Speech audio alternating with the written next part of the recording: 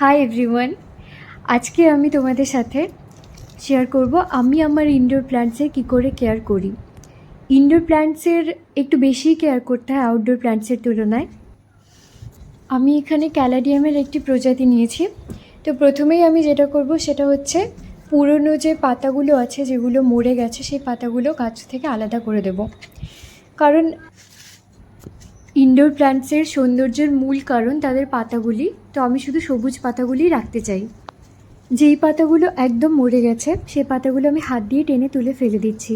But কিছু পাতা আছে যেগুলো হালকা ইয়েলো কালারের হয়ে আছে, তো ওগুলো যদি তুমি রিমুভ করতে চাও তাহলে ওগুলো কাঁচি দিয়ে কেটে নেওয়া ভালো।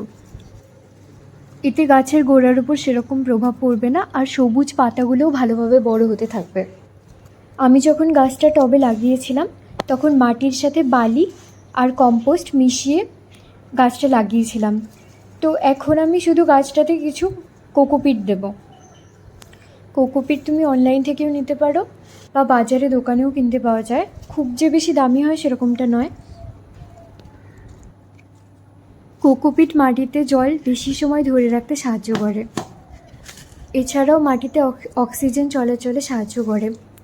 কোকোপিটের জন্য গাছ তাড়াতাড়ি বড় হয় আর পাতাগুলি গাঢ় সবুজ রঙের হয়, গাছ দেখতে আরও হেলদি আর সুন্দর হয়।